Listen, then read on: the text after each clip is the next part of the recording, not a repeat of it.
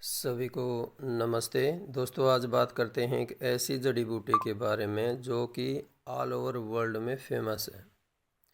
पूरे विश्व में उसका प्रयोग किया जाता है और उसका नाम है अश्वगंधा। आप लोगों ने इसका नाम सुना भी होगा और बहुत लोगों ने इसका प्रयोग भी किया होगा। तो आज इसके बारे में कुछ छोटी सी चर्चा करेंगे।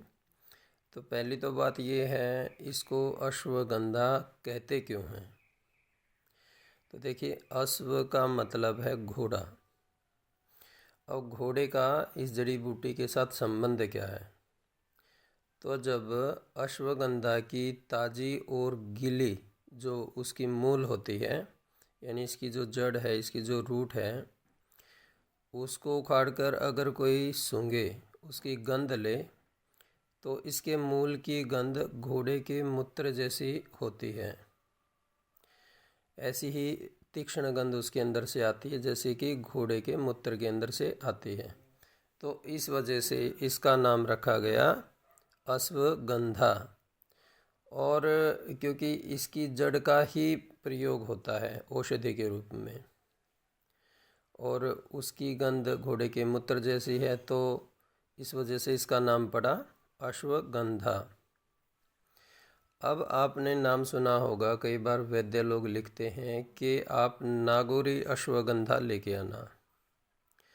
तो राजस्थान में नागौर नाम की एक जगह है, उस क्षेत्र में जो अश्वगंधा पैदा होता है उसको बोलते हैं नागौरी अश्वगंधा, यानी उस एरिया की। क्योंकि वो जो एरिया है वहाँ पर जो अश्वगंधा पैदा होता है उसकी गुणवत्ता अन्य जगहों से श्रेष्ठ मानी जाती है। अब देखिए, अश्वगंधा के अंदर भी मिलावट होती है। अब आप सोचेंगे ये कौन सा कोई दूध है कि दूध के अंदर पानी मिला दें। तो एक कागनज की जड़ आती है। कागनज भी एक ऐसा ही प्लांट होता है और उसकी जो जड़ है वो अश्वगंधा जैसी होती है। और जो कुशल वैद्य होते हैं वो उसको पहचान लेते हैं। तो बहुत सारे लोग हैं जो सोच रहे हैं कि हम खा रहे हैं अश्वगंधा, लेकिन वो कागनज की जो जड़ होती है उसको पीसकर खा रहे होते हैं। मिलावट होती है उसमें, यानी कुछ पार्ट अश्वगंधा का है और कुछ कागनज का। इसको पनीर भी बोलते हैं।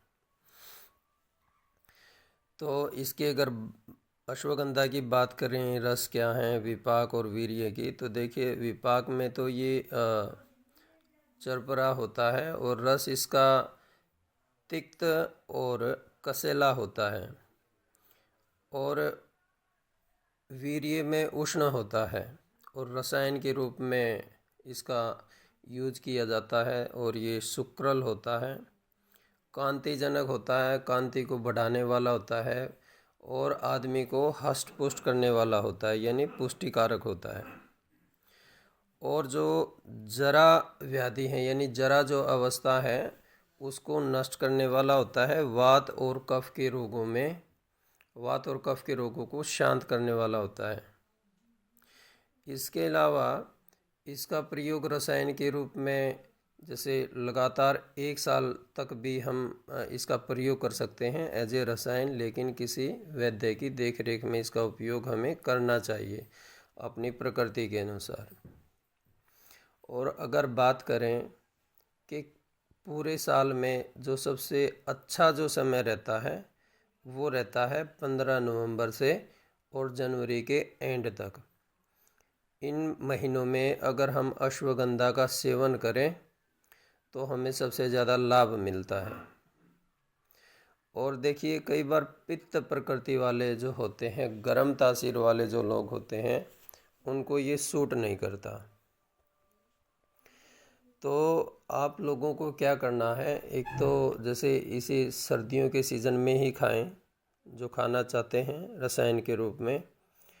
और जो धारोषण दूध होता है उसके अंदर धागे वाली मिश्री मिला के, जो खांड वाली आती है, उसको मिला के और तब अश्वगंधा का सेवन करें, पित्त प्रकृति वाले।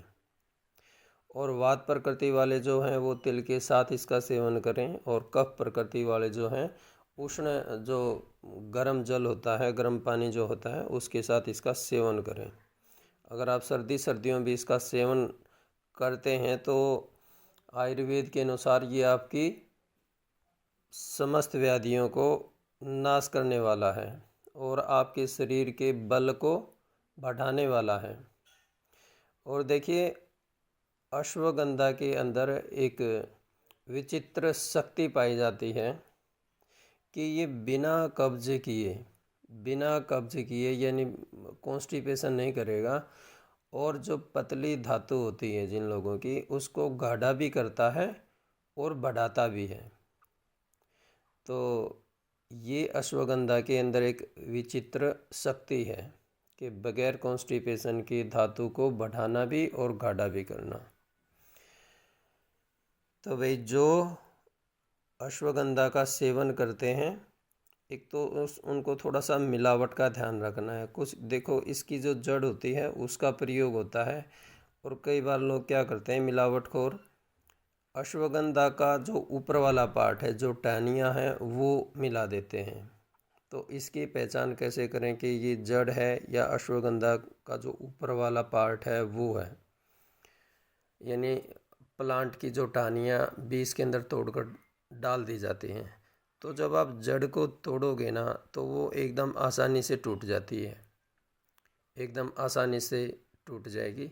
तो वो है जड़, और ऊपर वाला जो पार्ट होता है वो आसानी से टूटता नहीं है, उसमें रेशे ज़्यादा होते हैं। तो इस बात का ध्यान रखें। जो काकनाज की जड़ होती है उसको जो वैद्य लोग हैं, ये आपको अच्छी तरह से अश्वगंधा की पहचान है तो आप उसको पहचान लेंगे कि ये इसके अंदर मिलावट की गई है।